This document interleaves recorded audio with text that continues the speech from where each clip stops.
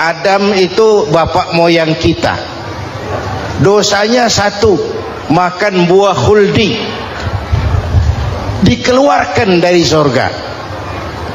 Kita dosanya banyak, kepengen masuk, nggak nyambung. Hai Adam, dari tidak ada kamu saya adakan. Saya perintahkan tinggal di surga.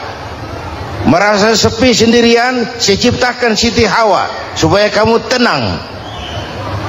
Kamu boleh nikmati semuanya. Ini boleh, itu boleh, ini boleh, itu boleh. Makan, makanlah yang kau mau.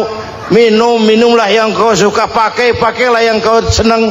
Satu yang saya minta, jangan dekati pohon khuldi. Itu kau tidak sanggup, keluar. Diusir dari surga.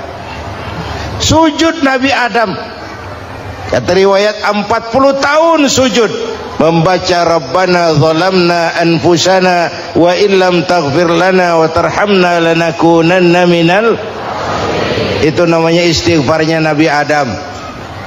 Istighfar itu kan mengucapkan astagfirullah, basmalah, membaca bismillah. Jangan kayak teman saya disuruh banyak-banyak baca istighfar, benar-benar dia baca istighfar, istighfar, istighfar. Bukan itu maksudnya. Nah, maka salah satu amalan yang sangat dianjurkan di bulan Muharram ini memperbanyak istighfar. Tidak ada orangnya yang tidak. Ayo jujur, ini yang kumpul di sini semua, ada nggak yang nggak punya dosa? Yang merasa nggak punya dosa, ayo ke depan. Ada? Tidak ada. Setiap kita, entah kecil entah besar, sengaja, terlupa, pasti mempunyai yang namanya khilaf dan salah. Dan Allah Tuhan kita bukan Tuhan pendendam. Allah Tuhan kita Tuhan yang ramah dan rahmah. Manusia, dosamu banyak, tapi ampunanku lebih banyak. Salahmu besar, rahmatku jauh lebih besar. Kau sujud di hadapanku, aku bangga melihatnya. Kau menangis di hadapanku, aku senyum melihatmu. Kau berjalan menujuku, aku berlari menyambutmu. Karena itu amalan yang sangat dianjurkan di bulan Muharram ini memperbanyak istighfar. Itu kalau istighfarnya Nabi Adam. Ada istighfarnya Nabi Yunus. Ibu kenal Nabi Yunus? Di mana kenalannya? So tahu. Nabi Yunus itu ketika berdakwah kepada kaumnya yang bandel, memberikan peringatan, kalau kalian tidak mau beriman akan turun azab. Kapan Yunus? Akan. Kenapa mesti akan? Sekarang aja kalau mau saya tungguin. Kurang ajar betul ini umat. Akhirnya Nabi Nuh menghindar dengan perhitungan, kalau azab tidak turun saya sudah jauh. Meragukan janji Tuhan.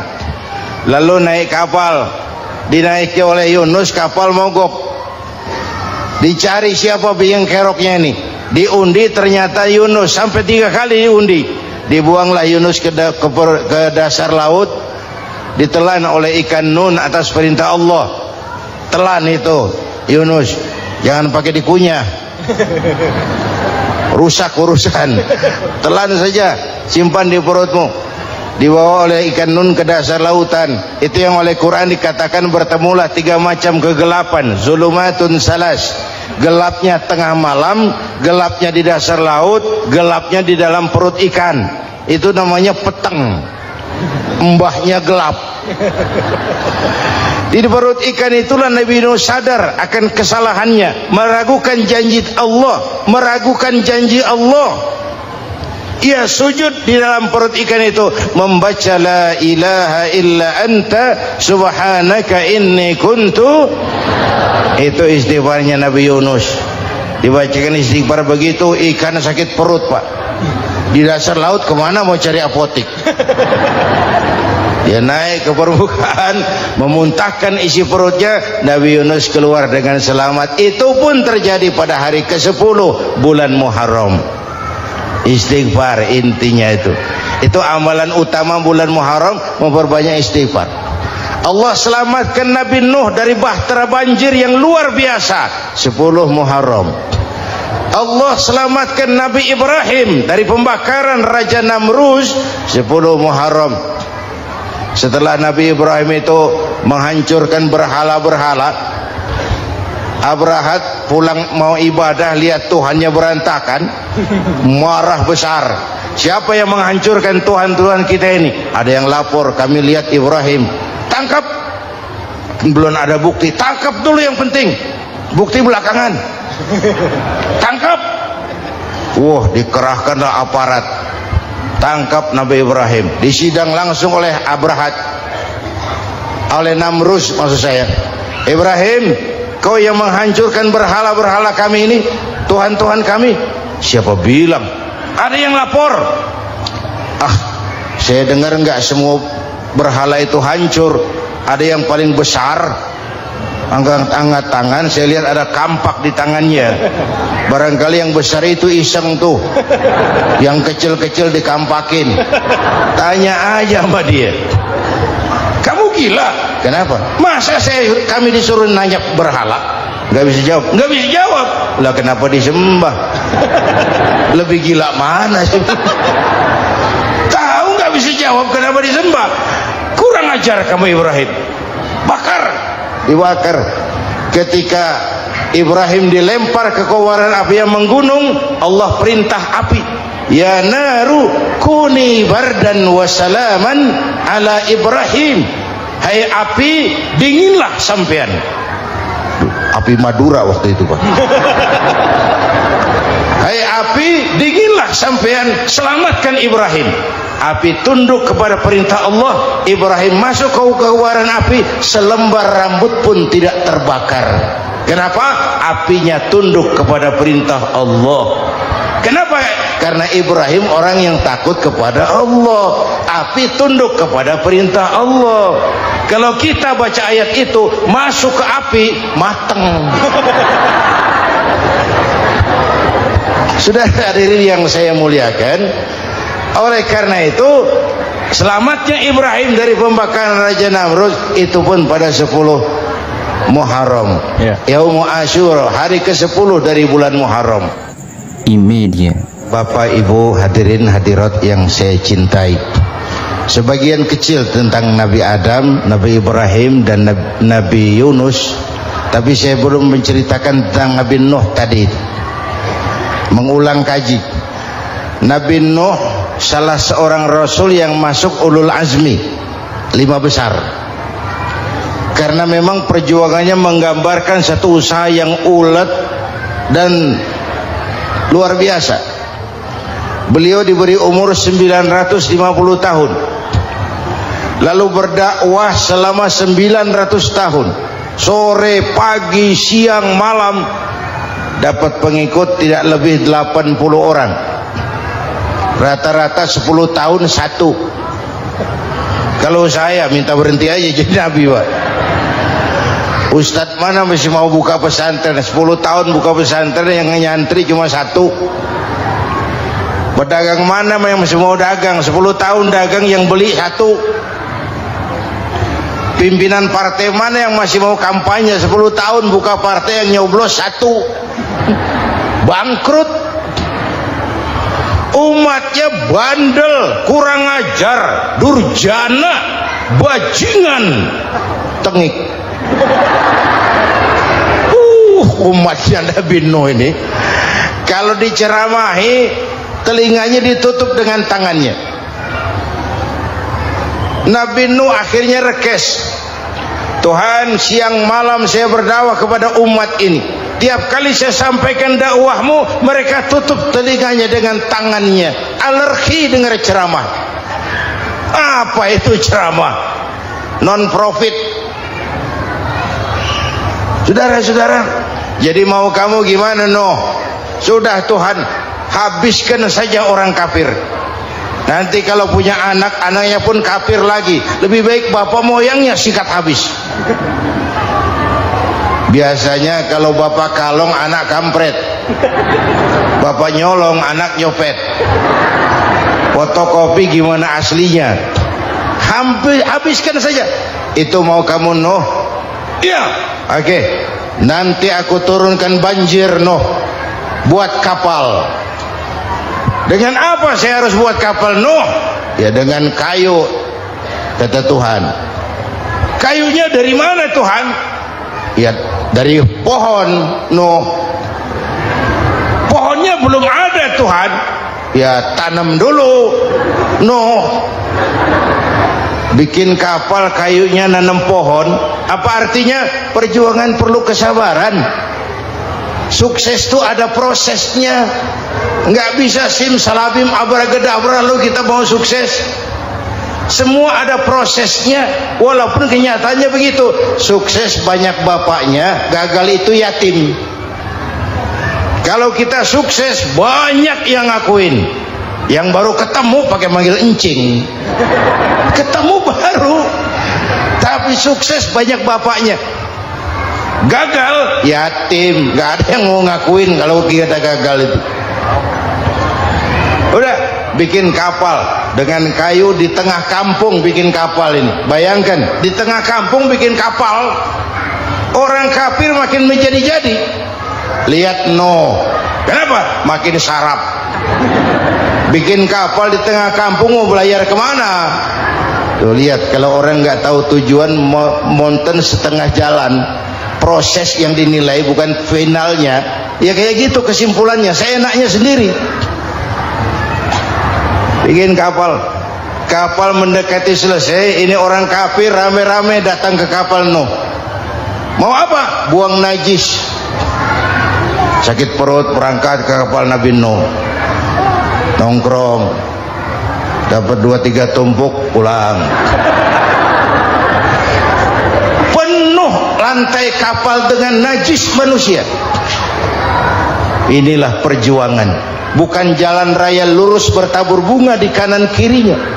Banyak ondak dan duri, fitnah, caci maki, antipat, segala macam. Nuh. Ada orang tua dasar kafir, kurang ajar, sudah stroke berangkat juga ke kapal Nuh. Mau buang najis, pincang-pincang digotong orang. Selesai buang najis dia bangun mau pulang, pegangan tiang kapal terpeleset jatuh di atas tumpukan najis.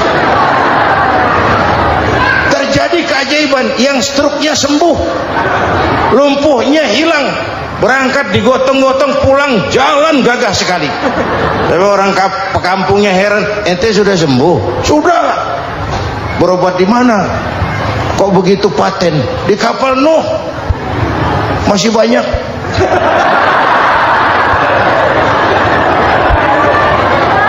Yang berasa perlu obat bawa rantang. Ambil bersih lagi geladak kapal itu. Sudah selesai Nuh? Selesai. Oke, kau orang yang beriman bersamamu, binatang serba sepasang, naik Nabi Nuh, naik orang beriman, naik binatang serba sepasang. Ini cikal bakal penyelamatan manusia, Pak. Naiklah orang beriman, sudah naik semua, Nabi Nuh kontrol. Ini contoh buat kita, kontrol.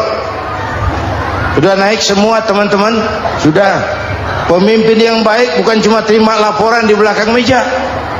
Laporan itu yang mana juga bagus. Sama juga kampanye yang mana juga merdu. Kalau aja yang dihitung.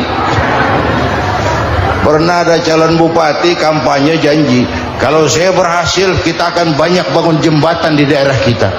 Saya tanya, Pak, nggak ada sungai di kampung kita, Pak. Dia bilang, sungainya kita bangun sekalian. Udah kadung janji, mana pula orang mau bangun sungai ini. Saudara-saudara, kontrol. Jangan cuma tunggu laporan di belakang meja. Semua laporan bagus. Ya Bu? Bu?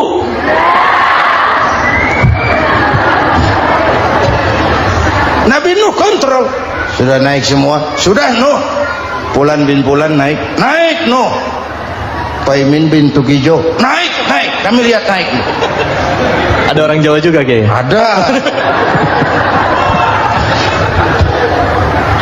Sudah kontrol, Kanan anak saya ikut nggak naik kapal?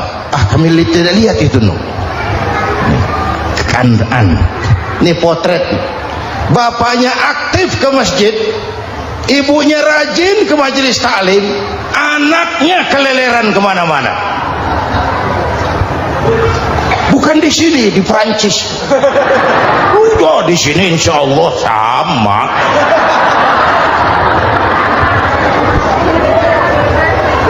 Nuh karena sayang anak, Nuh karena cinta anak, Nuh karena tanggung jawab anak, cari naik ke atas kapal. Lihat Kanan, anak saya, nggak lihat Nuh. Turun ke ruang bawah, periksa lagi. Mang, ayah Kanan di dia. Jamaah Tasik ini rupanya di dalam. Tuh ayah mang. Ayah kemana ya budak ini?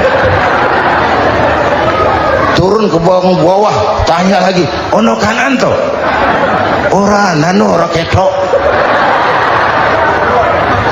Rombongan Jawa Tengah naik ke atas buritan. Dari buritan kelihatan ternyata Kanan tidak ikut naik kapal, kumpul di darat bersama orang kafir. Ini potret kita sekarang. Kumpul sama orang kafir, hanyut anak-anak kita, ditelan budayanya orang kafir, ditelan tradisinya orang kafir, ditelan pergaulannya orang kafir. Nuh karena sayang anak dari atas manggil. Dalam Quran dijelaskan itu, karena Nabi Nuh di atas, Kanan di bawah, teriak, ya bunayyar kam ma'ana. Begitu dalam Quran di ayatnya. Cuma ini pakai gaya memanggil supaya kelihatan ke gambar, kira-kira Nuh manggilnya begitu. Ini namanya gaya dakwah, Pak. Kalau ceritanya datar nggak menarik. Maka Nuh memanggil Kanan, ya bunayyar kam ma'ana. Kata yang dengar, ini gaya orang manggil, ya bunayyar kam ma'ana. Kanan kesini nak, naik kapal sama papi. Kata Kanan di bawah itu, nggak mau papi, John di sini saja. Kata Nuh, jangan nak, Allah sedang murka, akan turun banjir. Kalau datang banjir papi, sa'awi ila jabalin ya'simuni minal ma', saya akan naik ke gunung tinggi yang bisa menyelamatkan saya dari banjir. Kanan naik ke gunung, gunung dihantam banjir, Kanan mati sampai sekarang. Yang kelima, Nabi Musa, kisah Muharramnya ini. Lahir dalam kondisi yang sulit karena Fir'aun mimpi akan lahir seorang anak dari keturunan Bani Israel yang akan menghancurkan kerajaannya. Kata Fir'aun, sudah lahir belum anaknya? Belum. Kalau gitu mulai malam ini laki-laki dilarang bergaul sama istrinya. Semua perempuan hamil di bawah pengawasan negara. Mulai hari ini kalau lahir anak laki-laki terutama Bani Israel, penggal. Satpol PP disiapkan. Udah ada Kiai? Ada. Patroli. Bayangkan, Fir'aun itu bikin undang-undang seenaknya sendiri. Apalagi merasa kekuasaannya dalam ancaman. Penguasa manapun kalau merasa dalam ancaman, panik. Padahal kekuasaan itu kayak harimau, makin lama ditaiki makin sulit turun. Kenapa? Karena macannya makin lapar. Naik terus capek, turun dimakan harimau, serba sulit.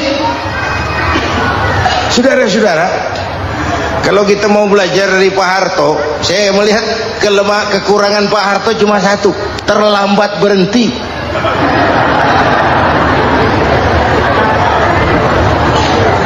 sambat berhenti. Di sekelilinginya banyak tukang jilat, tukang semir. Pak, kalau tidak ada bapak kami bagaimana, Pak? Saudara hadirin yang saya hormati, maka sering saya ingatkan, temanmu yang sejati adalah teman yang membuat kamu jadi benar, bukan teman yang selalu membenarkan kamu. Berapa banyak pejabat-pejabat hancur karena selalu dibenarkan oleh lingkungannya. Bapak benar, Pak. Bapak bijaksana, Pak. Itu tepat, Pak. Benar. Buang angin pun kata kelilingnya, oh Bapak sehat. Temanmu yang sejati, teman yang bikin kamu jadi benar, bukan teman yang selalu membenarkan kamu. Bapak Ibu hadirin yang saya hormati, tapi kehendak Allah terjadi. Lahirlah Musa, bayinya dihanyutkan di sungai Nil. Bayi sudah menderita, dihanyutkan di sungai Nil, dan akhirnya besar di lingkungan istana Fir'aun. Diriwayat oleh Ratu Aisyah, perempuan Fir'aun, setelah mulai berjuang, terjadilah itu, Musa dan pengikutnya dikejar oleh Fir'aun. Sampai di tepi laut, Allah wahyukan, Musa, lempar tongkatmu ke laut. Dalam kondisi darurat, mukjizat tiada jalan. Kondisi darurat. Kalau tidak, mukjizat itu maunya Allah, bukan maunya Nabi. Nabi nggak kuasa, Allah yang mau. Tapi hidup Nabi bukan mukjizat, manusiawi. Tidak mentang-mentang ada mukjizat tongkat, tiap sulit main tongkat, nggak usah berjuang kalau begitu. Itu darurat menyelamatkan umat. Tongkat dilempar ke laut, laut terbelah. Laut terbelah. Itu secara visualnya bisa kita lihat dalam film The Ten Commandments. Udah nonton belum? Urusan nonton kalah sama Ustadz bagaimana sih? Ten Commandments, 10 firman Tuhan. Tekniknya bagus loh. Bagaimana laut terbelah. Musa lewat, Fir'aun mengejar. Musa sampai di ujung sana, Fir'aun masih di sama tengah perjalanan. Laut nutup kembali. Laut menutup kembali, Fir'aun tenggelam, cengap-cengap di lautan. Begitu nafas sampai di tenggorokan, Fir'aun sambil cengap-cengap itu, amantu bi Rabbi Musa wa Harun. Duh, kalau begini mah saya juga percaya sama Tuhannya Musa. Malaikat maut jengkel, goblok loh, terlambat sekarang, tenggelamin terus, modar. Musa selamat, Fir'aun mati, jenazahnya, jasadnya terdampar di pinggir laut. Beberapa waktu kemudian ditemukan orang, dimumi, dibalsem, diawetkan. Itu sesuai janji Quran, wa kadzalika nunajjika bi badanika litakuna liman khalfaka ayah. Kami selamatkan badan kamu agar jadi pelajaran bagi orang-orang sesudah kamu nanti. Janji Quran tepat. Janji itu 14 abad yang lalu. Jasad Fir'aun ditemukan, dimumi, diawetkan, dibalsem di bawah nama Parao Ramses II. Sekarang tersimpan di Museum Negara di Mesir. Kapan-kapan nanti ibu main ke Mesir, mampir. Naik ojek paling berapa itu? Oh, orangnya tinggi, hidungnya mancung, pokoknya pantaslah jadi Fir'aun. Selamatnya Musa di kejaran Fir'aun di ujung sana itu terjadi pada hari ke-10 bulan Muharram, yang oleh orang Nasrani diperingati dengan hari raya Paskah. Mereka melaksanakan puasa, mensyukuri nikmat keselamatan dari kejaran Fir'aun. Makanya kalau kita ikut puasa di bulan Muharram, bukan mengikuti syariatnya Nasrani, salah. Karena Nabi mengajarkan, itu sumbernya, bukan ikutan sama ibadahnya Israel. Tapi memang agama ini kan merupakan mata rantai. Datang Rasul baru melengkapi Rasul sebelumnya, datang Rasul baru melengkapi Rasul sebelumnya. Mata rantai yang berkaitan. Setelah Muhammad selesai, selesailah tugas Nabi dan Rasul. Selesailah misi Nabi dan Rasul. Tidak ada Nabi lagi sesudah Nabi Muhammad. Itu harga mati, titik. Gak ada kompromi.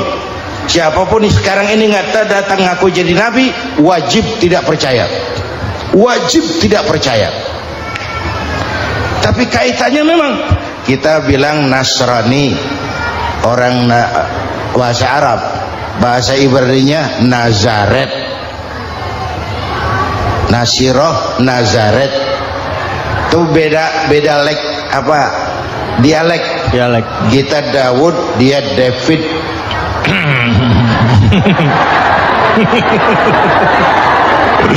Ibrani. Kita Ali, dia Alek. Kita Sulaiman, dia Solomon. Kita Camat, dia Comot. ini yang ngomong ini comot semua. Immediate. Bapak dan Ibu jamaah yang saya cintai, pertanyaan pertama, hijrah qalbiyah. Ada hijrah badaniyah, hijrah fisik yang dilakukan Nabi dan sahabat dari Mekah ke Madinah. Itu hijrah badaniyah. Ada hijrah qalbiyah, hijrah hati. Dan ini yang kita perlukan sekarang. Karena refleksinya akan membias kepada alur kehidupan. Kalau hati kita mau berhijrah, fisik akan ngikuti. Hijrah dari tempat, dari malas ibadah menjadi rajin ibadah. Hijrah dari maksiat kepada yang ma'ruf, dari berpecah belah menjadi bersatu. Hijrah seperti itu yang sangat kita perlukan. Apalagi masyarakat ini paternalistik. Kita harus hijrah mental sekarang ini. Maka yang disampaikan tadi benar. Seorang ketua MK siap mengundurkan diri kalau terbukti anak buahnya terlibat suap. Itu walaupun siap, tapi sudah angin segar buat rakyat, bahwa masih ada banyak insya Allah pejabat kita yang punya harga diri. Walaupun ada juga pejabat kita yang muka tembok, kulit badak, kuping kebo. Muka tembok, kulit badak, kuping kebo. Biasanya kalau kereta api tabrakan di negara-negara maju, menteri perhubungannya mundur. Di kita petugas palang pintu dipecat. Jauh sekali menteri sama petugas palang pintu. Yang benar-benar diadili yang krocok-krocok, kopral-kopral itu. Padahal hadisnya jelas, ar-rashi wal murtashi finnar. Yang nyuap dan yang nerima suap, dua-duanya neraka. Kasus potret belakangan ini, yang nerima suap, yang diuber, yang nyuap aman, yang nyuap aman, yang korupsi pajak dikecil-kecilin, yang ngemplang pajak aman, padahal ngemplang pajaknya triliunan, padahal dia sudah dikasih fasilitas oleh negara mengelola sumber daya alam negara yang artinya milik rakyat. Dia harus bayar pajak, uang pajaknya dikumpulkan bagi sebesar-besar kemakmuran rakyat. Itu tindakan merugikan rakyat. Karena itu betul, saya setuju, hijrah qalbi yang perlu kita lakukan sekarang. Hijrah hati. Kita ini bangsa Indonesia, seperti timnas. Timnas sekarang anak-anak muda sudah berani pakai baju PSSI. Iya. Kenapa? Menang. Coba kalau kalah terus, nanti menang. Tapi bangsa Indonesia itu memang seperti timnas, namanya kesebelasan, 11 orang. Walaupun ada pemain bintang, ya ada presiden, gubernur, menteri, itu bintang-bintang. Tapi bintang baru ada artinya kalau dibantu 10 pemain yang lain. Cristiano Ronaldo, siapa itu? Penyerang tengah Real Madrid. Bintang. Lionel Messi. Siapa lagi itu? Barcelona. Bercelana.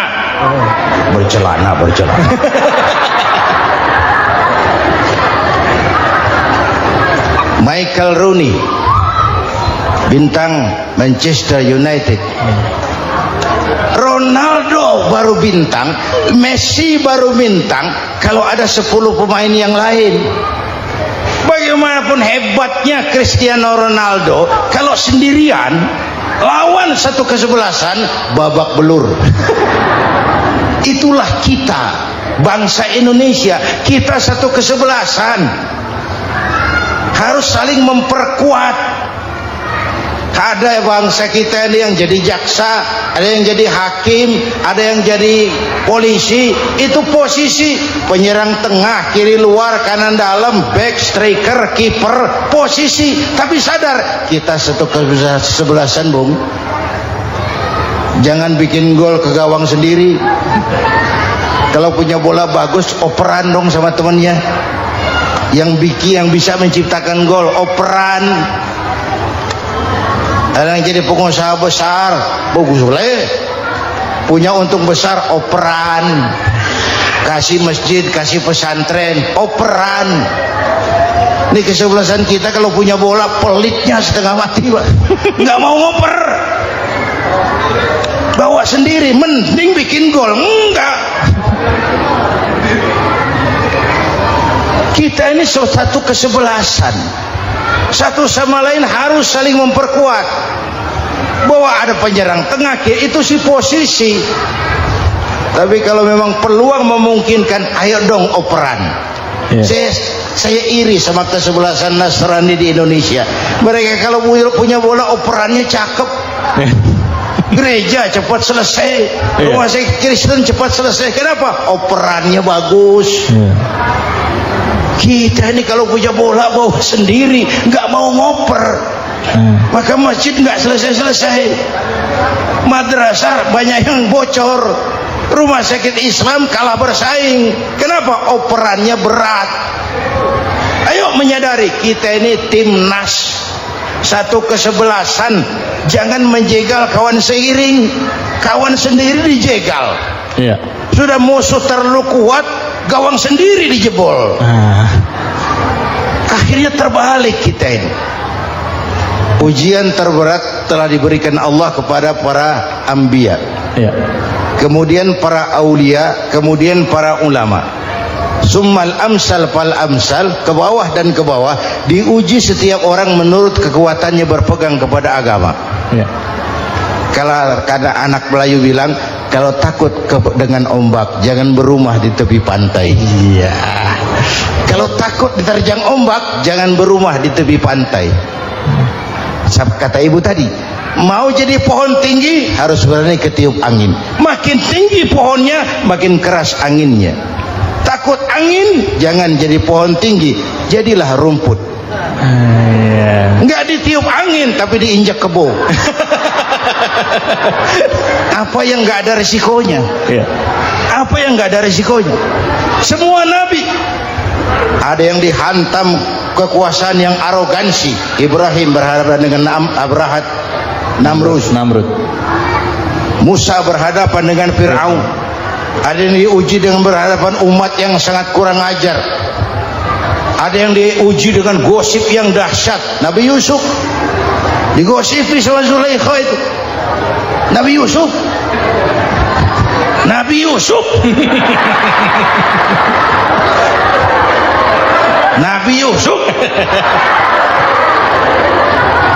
Yang namanya gosip itu kan menyebarkan keburukan orang.